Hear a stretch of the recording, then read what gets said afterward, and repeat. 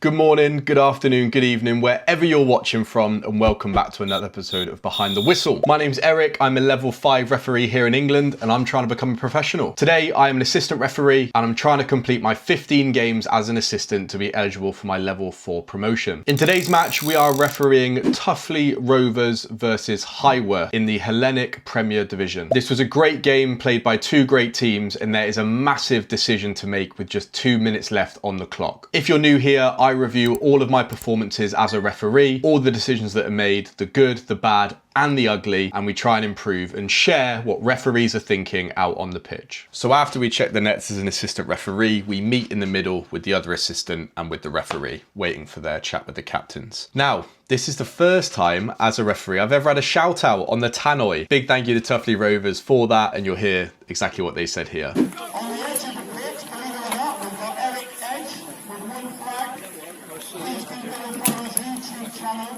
Behind the Whistle, absolutely fantastic content on there.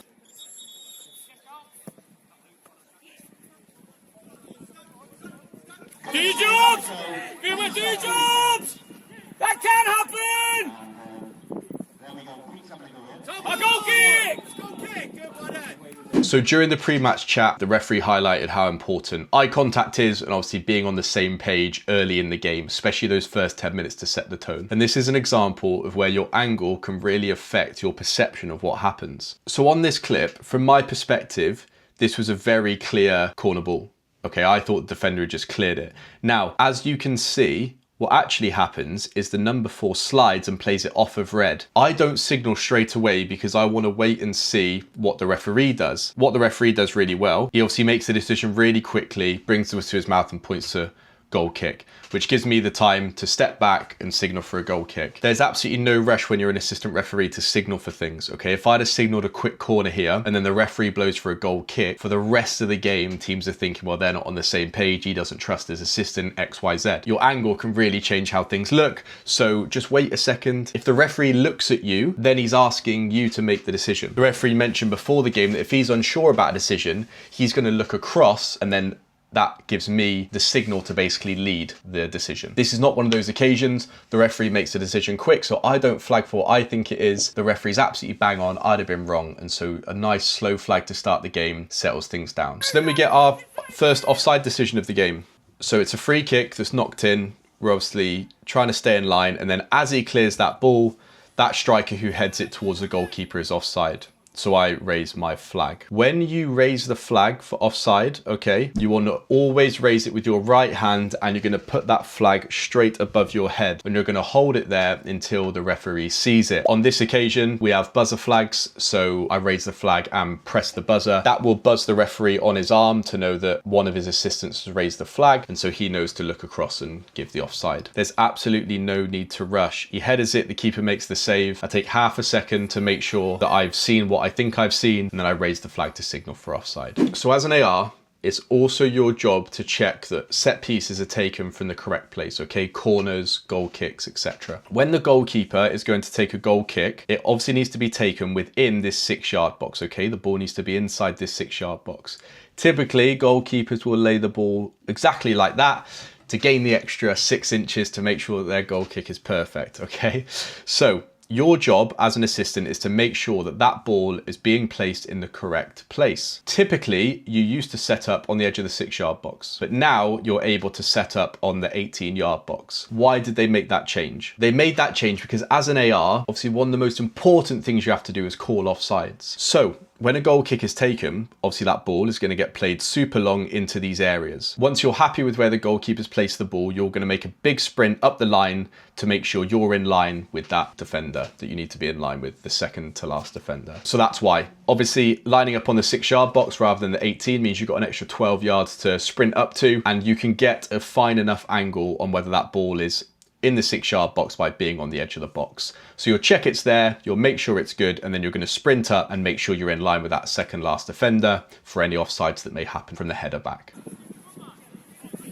Jesus, guys! Throw it properly! So we get a situation here where the Tuffley player tries to clear it and the ball goes out of play.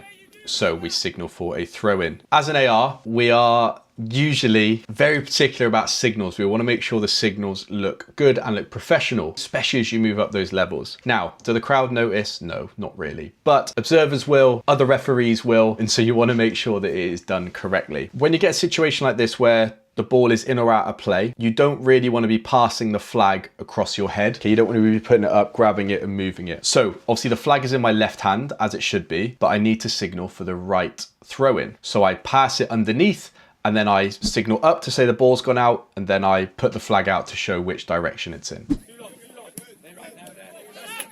Harley. That's no good for me. You done really well, Harley. Really fucking well.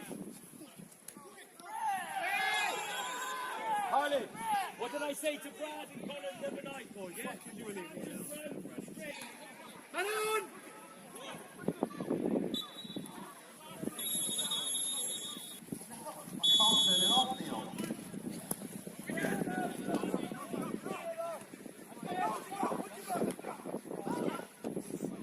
Put your back, put your back.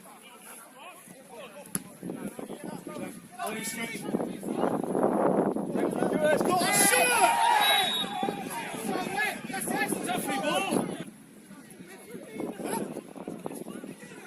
We then get this situation in the second half where we have to give a corner kick. So Toughly, the team in the blue and claret, go forward and it's a quick break. So we're making a sprint to make sure we're up with play, and then the red number 3 makes the tackle. When signaling for a corner, you want to make sure you get all the way down to the corner flag, point the flag down towards the ground at the corner, and then take half a step away.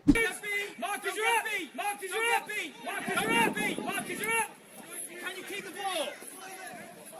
Connor, can you get the ball? Go, Corey, go on! Oh! Get off him, Alex! That's a flag! It's 2 hands! Still? It's okay. It's no different! You cannot book him.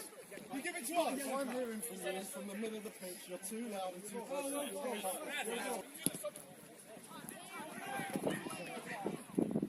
Good boy, Harney. Nothing wrong with that.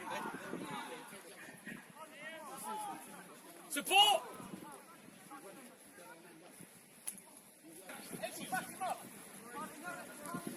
Alex, tell me again. Who's in the end? Come on, darling, get in.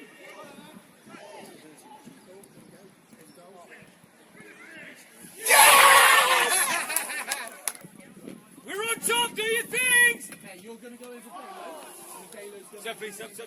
Again, another example of some teamwork. So as that ball gets played in by Toughly, obviously bounces off a couple of players, and the referee's looking at me to make the decision as it's not clear from his angle. You'll see from the camera angle here, it's very hard to tell if that ball bounces off somebody else or if it just comes off the player in red. And so to signal which way the throw-in is, I keep the flag down by my side and leave it there, and then that shows the referee that we're going to signal that way, and we can go up and make the signal together. And on top of that, you'll hear the bench calling for a sub, and you'll hear the other AR shouting for the referee. That's not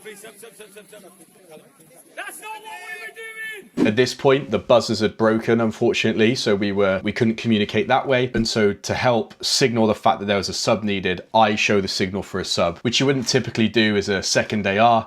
But in this occasion, we needed to grab the referee's attention, and so that's why I've done it. Help him, Eli! Shoot! And then Toughly get the equaliser. To signal for a goal and to show the referee that there's no offence, no offside or anything like that, we turn, we put the flag in our right hand, and we jog up the line to show him that the goal is all good.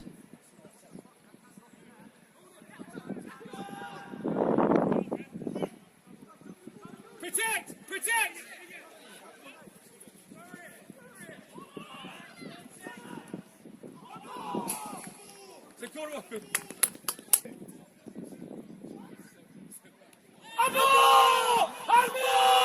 So the referee gives a penalty for handball. It's very difficult to see on the VO as it's so dark, but the red number 4 had his arm above his head and it struck it. And so that's obviously an unnatural position. That's why the referee gave a penalty. When a penalty happens as an AR during normal play, you come up to the edge of the box, okay, where the box meets the touchline, and you'll stand there. The reason we do this is to make sure that the ball has crossed the line and we get a clearer view. The referee had spoken to us beforehand and told us just to focus on ball over the line. He will deal with the goalkeeper being off the line to keep things consistent.